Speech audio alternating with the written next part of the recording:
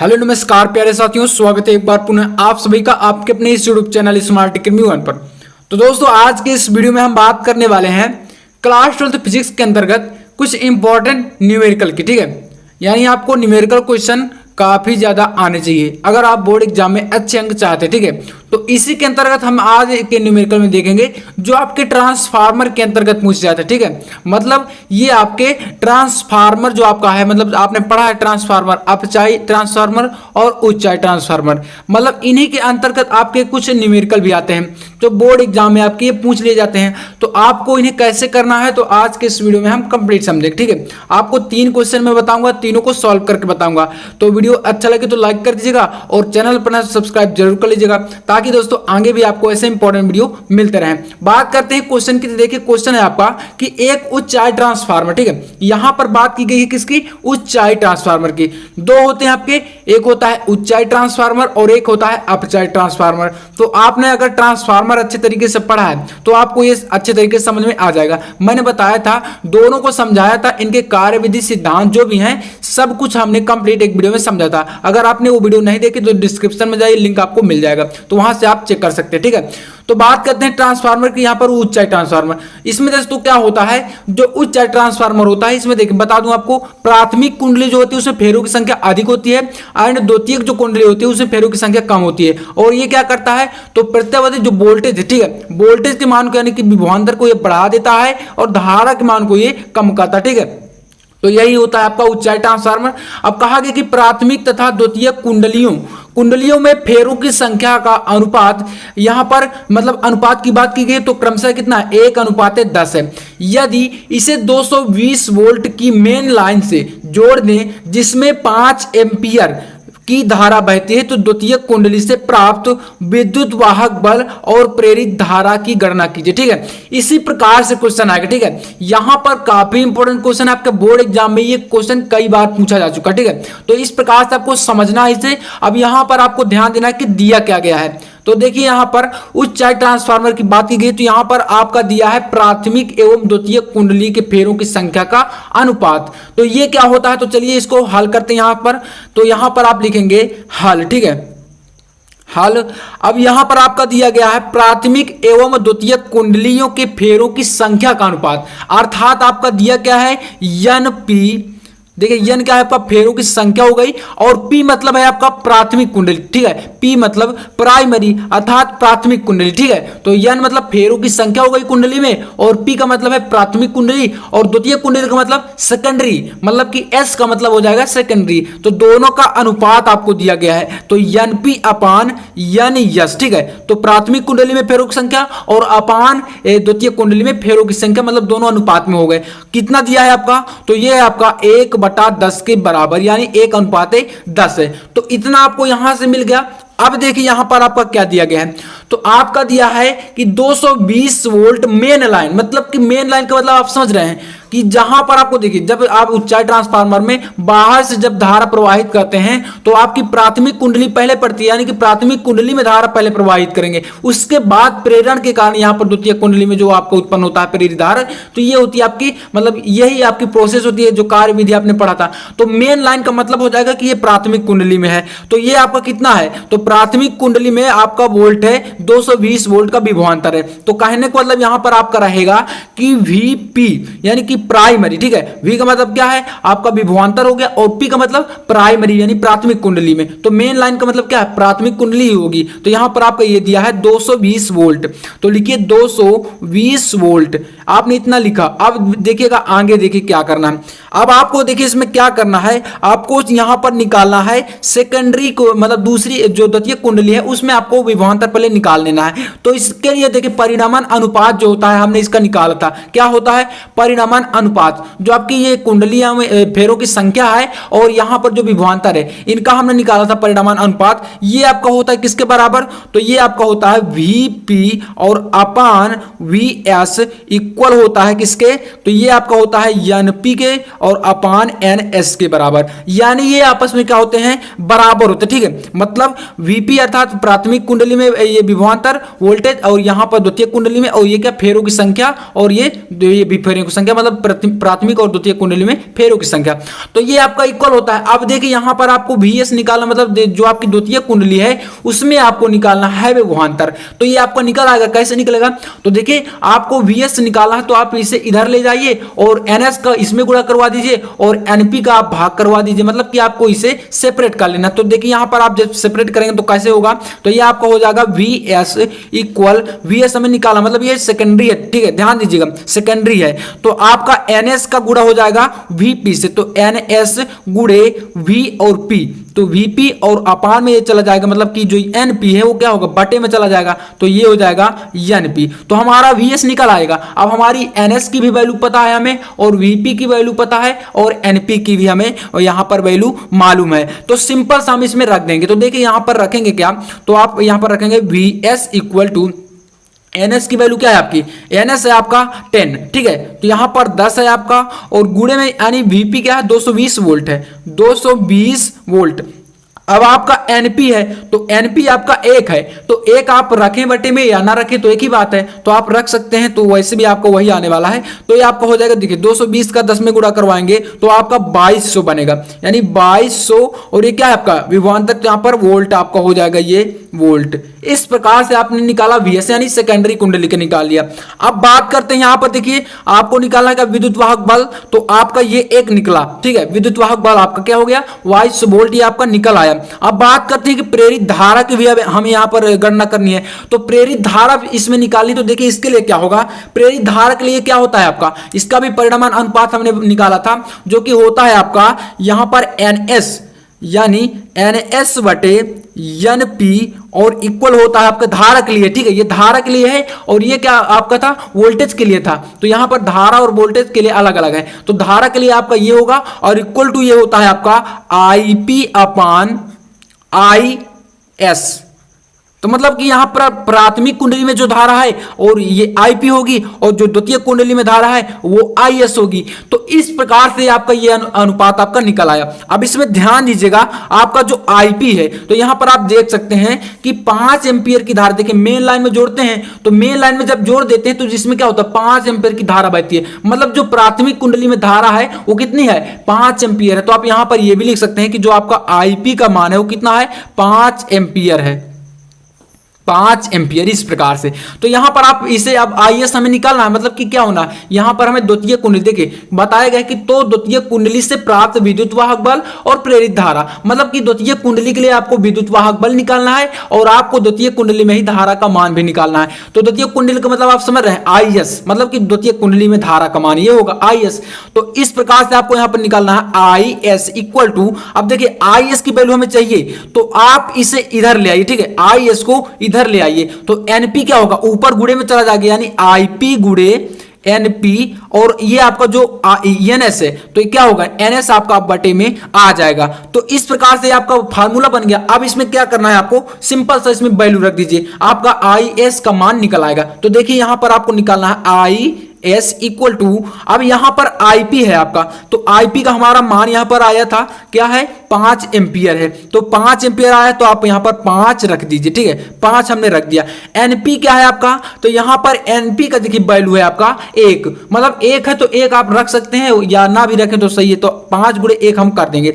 NS जो है आपका वो द्वितीय कुंडली में फेरों की संख्या तो कितनी है? 10 है, तो आप बटे में क्या रखेंगे? 10 कर देंगे। तो इस प्रकार से आपका ये आएगा। अब इसे जब सॉल्व करेंगे देखिए तो 5 से आपका ये 10, इस प्रकार से हम काटेंगे तो 1/2 हो जाएगा। तो जो आपका IS हो जाएगा वो 1/2 होगा और इसे आप काट कर भाग करवाएंगे जब तो 0.5 के बराबर आएगा, ठीक है, 0.5। अब ये आपकी क्या है? धारा का मान है, तो अर्थात कह सकते हैं कि IS इक्वल टू 0.5 और ये आपका क्या होगा? मात्रक इसका हो जाएगा एम्पियर, क्योंकि धारा निकाले मात्रक विशेषकर आप ध्यान दीजिएगा, अगर मात्रक नहीं लिखेंगे तो यहां पर आपका हो सकता है अंक कट सकता है। तो आप इसे ध्यान दीजिएगा, मात्रक आपको जरूर लिख देना है। तो इस प्रकार से आपका IS यानी द्वितीय कुंडली में आपकी धारा कितनी होगी, यहाँ पर प्रेरित धारा 0.5 एम्पियर। ठीक है, इस प्रकार से ये आपका न्यूमेरिकल सॉल्व होगा। आपको इसी प्रकार से सॉल्व करना है, सिंपल सा। देखिए दूसरा क्वेश्चन है आपका, इसमें कहा गया है कि 220 वोल्ट, ठीक है, 220 वोल्ट आपूर्ति से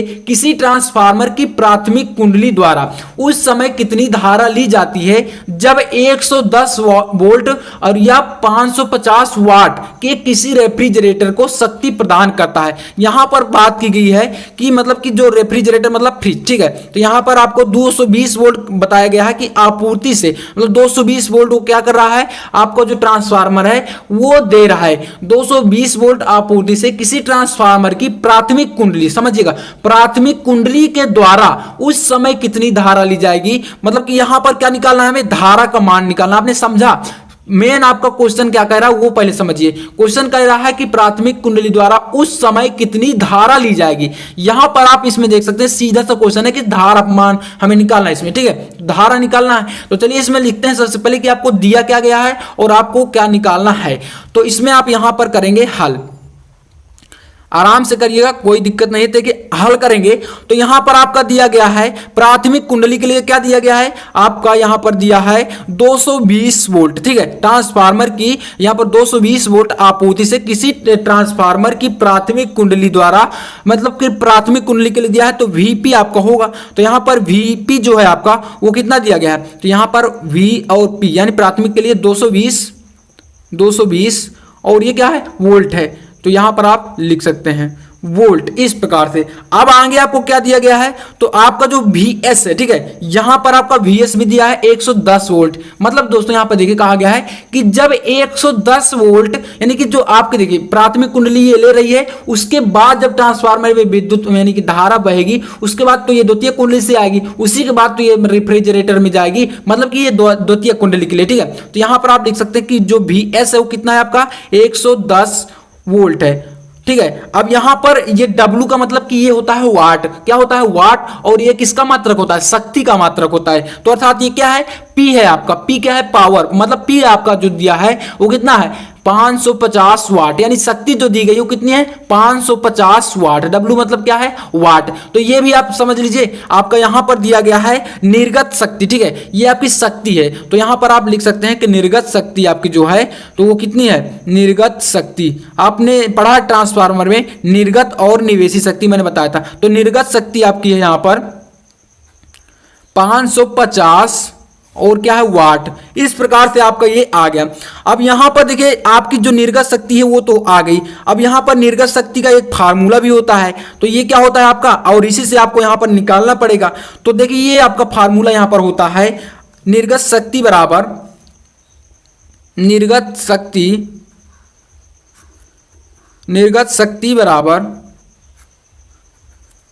VS गुणे IS। मतलब दोस्तों यहां पर क्या है, ये जो VS का मतलब है ये प्राथमिक कुंडली के लिए क्या है आपका, ये द्वितीय कुंडली के लिए ये विभवांतर का काम करेगा। मतलब कि यहां पर यस है तो सेकेंडरी है, और IS का मतलब है जो द्वितीय कुंडली में धारा बह रही है तो वो आपका IS होगा। तो इस प्रकार से आपका यहां पर आ गया। अब यहां पर हमें क्या चाहिए, द्वितीय कुंडली में धारा पहले चाहिए, ठीक है, धारा हमें चाहिए द्वितीय कुंडली में, और हमें धारा का मान ही निकालना है। तो पहले द्वितीय कुंडली में अगर हमें धारा का मान चाहिए तो हम जो निर्गत शक्ति है उसके बटे में VS को ले आए तो हमारा मान निकल आएगा, बहुत ही आसानी से निकल आएगा। देखिए यहां पर IS आप इधर ही रहने दीजिए और VS को उठाकर आप बटे में ले आइए निर्गत शक्ति के, ठीक है। तो आप इतना जब करेंगे तो यहां पर IS इक्वल हो जाएगा, यहां पर देखिए निर्गत शक्ति बटे और ये दोस्तों बटे में क्या होगा, VS आपका आ जाएगा, VS। इस प्रकार से आप करेंगे तो यहां पर आपका IS का मान देखिए क्या आएगा, निर्गत शक्ति हमारी कितनी है 550 वाट है, तो 550 बटे और VS क्या है आपका, VS है आपका 110 वोल्ट। तो यहां पर है आपका 110, तो 0 से 0 कैंसिल करेंगे और यहां पर 11 5 55 यानी कि 5 आपका आएगा। और ये क्या है आपका I है, तो I मतलब क्या है, यहां पर धारा निकालेंगे तो ये क्या आपका आएगा, IS जो आपका आएगा वो 5 एम्पियर आ जाएगा। इसमें भी आप एम्पियर जो है आप मात्रक लिखना बिल्कुल भी मत भूलिएगा, 5 एम्पियर।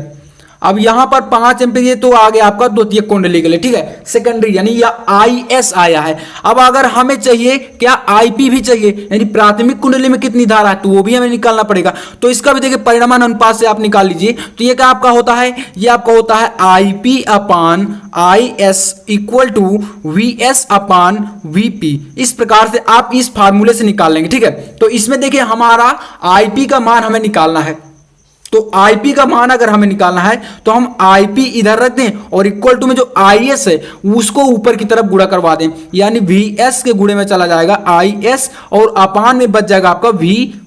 इस प्रकार से आपका इस फार्मूले से आराम से निकल आएगा, ठीक है। ये आपके यस हैं, इसे ध्यान दीजिएगा। तो यस हमारा आ गया। तो इस प्रकार से अब हम इसमें देखिए वैल्यू रख रहे हैं, तो वैल्यू को आपको कैसे रखना है ये ध्यान दीजिएगा।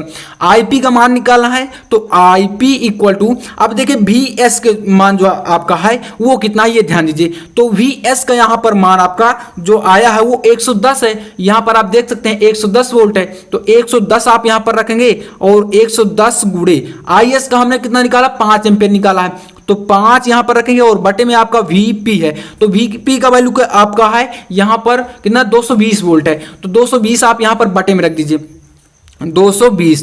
तो 0 से 0 कैंसिल करेंगे, ठीक है। 11 से यहां पर ये 22 हो जाएगा, तो 2 हो जाएगा आपका, और यहां पर 5/2 ये आपका बचेगा। तो 5/2 है। आप इसे देखिए डिवाइड भी कर सकते हैं, तो आप जब इसमें भाग कराएंगे 5 में तो ये आपका 2.5 के इक्वल आ जाएगा, यानी कि 2.5 आएगा, ठीक है। तो मतलब कि IP का मान कितना आया, 2.5 एम्पियर। आप इसमें मात्रक लिख दीजिए 5 एम्पियर, ठीक है। इस प्रकार से आपने यहां पर निकाल लिया। तो दूसरा काफी इंपॉर्टेंट है, ये भी काफी अच्छा हो दोस्तों, ये न्यूमेरिकल आपके इसी प्रकार से पूछ जाते हैं और लगभग आपका एक क्वेश्चन जरूर आएगा, ठीक है। तो आप ध्यान दीजिएगा इस पे, तो आपको जरा भी मिस्टेक नहीं करनी है। तीसरा क्वेश्चन आप देखिए, तीसरे क्वेश्चन में कहा गया कि एक कुंडली का स्वप्रेरकत्व, मतलब यहां पर स्वप्रेरकत्व की बात की गई, ठीक है। कुंडली है कोई, उस पर स्वप्रेरकत्व जो है वो 14 मिली हेनरी है, ठीक है। स्वप्रेरकत्व का मात्रक क्या होता है, हेनरी होता है, और मिली मतलब कि छोटी इकाई के लिए बताया गया। तो 14 मिली हेनरी है और इसके सिरों पर 220 वोल्ट आवृत्ति, यानी इसके जो सिरे हैं, ठीक है, ये मतलब 2 सिरे हैं, तो यहां पर क्या बताया गया है कि इसके सिरों पर जो है 220 वोल्ट आवृत्ति और यहां पर 100 हर्ट्ज, मतलब कि 220 ये क्या विभवांतर है और आवृत्ति कितनी है, 100 हर्ट्ज है। यह हर्ट्ज जो है आपका आवृत्ति का मात्रक होता है, ध्यान दीजिएगा। का प्रत्यावर्ती स्रोत जुड़ा है तो कुंडली का प्रतिघात तथा प्रवाहित धारा ज्ञात कीजिए। तो इसमें देखिए आपको कैसे करना है, ध्यान दीजिएगा। यहां पर लिखेंगे हल, ठीक है, हल लिखेंगे। इसके बाद देखिए आपका दिया क्या है, तो स्वप्रेरकत्व दिया है, और स्वप्रेरकत्व को हम किससे डिनोट करते हैं, तो ये आपका होता है L, ठीक है। तो L से डिनोट करते हैं, तो आप यहां पर लिखिए L जो आपका दिया कितना है, तो L का वैल्यू दिया है 14 मिली और हेनरी है, हेनरी क्या मात्रक है, 14 मिली हेनरी आपका दिया गया है। अब आपका आगे देखिए इसमें क्या दिया है, तो आपका दिया है आवृत्ति दी है, आवृत्ति भी दिया है। तो यहां पर आवृत्ति कितनी होती है, आवृत्ति यहां पर इसे डिनोट करते हैं F से, ठीक है, फ्रीक्वेंसी। F मतलब फ्रीक्वेंसी मतलब कि आवृत्ति, तो F भी आपका दिया है कितना, तो F आपका दिया है 100 और हर्ज, या आप इसे लिख सकते हैं HZ, ठीक है, हर्ज को लिख सकते हैं, ठीक है। तो या आप मात्रक लिख दीजिए, एक ही बात है। तो यहां पर L आ गया, F आ गया। यहां पर सिरों पर जो 220 वोल्ट का ये विभवांतर भी है, तो इसे भी आप लिख सकते हैं, ठीक है। अब बात करते हैं यहां पर आपको सबसे पहले क्या निकालना है, क्योंकि देखिए प्रतिघात आपको निकालना है। अब प्रतिघात का देखिए जो फार्मूला होता है वो आपका कितना होता है प्रतिघात के लिए, तो XL बराबर होता है ओमेगा L। तो यहां पर हमें अब जरूरत पड़ेगी ओमेगा, ठीक है। ये क्या है, ये आपका कोणीय संवेग, ठीक है, कोणीय संवेग होता है ओमेगा। तो ओमेगा को आपको निकालने के लिए क्या करना है इसमें, तो आपको ओमेगा सबसे पहले निकालना है। तो देखिए इसमें हम फार्मूला लगाएंगे ओमेगा बराबर, यानी ओमेगा की हमें जरूरत है इसलिए हम लगा रहे हैं। तो ओमेगा बराबर होता है 2πf, क्या होता है 2πf होता है, ठीक है। आप इस f को इस तरह से बना लीजिएगा 2πf, तो ये आपका होता है ओमेगा के बराबर। तो इसमें हम वैल्यू रखेंगे, तो देखिए 2 तो आपका 2 ही रहेगा, यहां पर मैं इक्वल में कर रहा हूं। पाई का मान क्या होता है 3.14, पाई की वैल्यू हो गई। अब f की हमारी जो वैल्यू वो 100 है, तो f का मान कितना है 100 है, तो यहां पर आप रखेंगे 100। इस प्रकार से जब इसे आप सॉल्व करेंगे, ठीक है, आप इसे सॉल्व कर लीजिएगा। मैं आपको इसे थोड़ा सा जल्दी बता देता हूं ताकि वीडियो बड़ा ना हो। तो यहां पर आपका देखिए 100 का और इसका मतलब तीनों का आप यहां पर गुणा करवा दीजिए, तो आपका ये कुल मिलाकर आएगा 628, ठीक है। अब ये क्या है, यहां पर ओमेगा है, तो इसका देखिए आपको मात्रक भी लिखना पड़ेगा। तो ये होता है रेडियन प्रति सेकंड, क्या होता है रेडियन रेडियन प्रति सेकंड। तो आप इसे इस प्रकार से लिख लीजिएगा, रेडियन प्रति सेकंड। तो ओमेगा की वैल्यू हमारी यहां पर निकल आई। अब हमें चाहिए क्या, हमें सीधे से निकालना है कुंडली का जो हमें प्रतिघात निकालना है। तो हम यहां पर प्रतिघात का लगा देंगे सीधा सा फार्मूला। तो लिखेंगे कुंडली का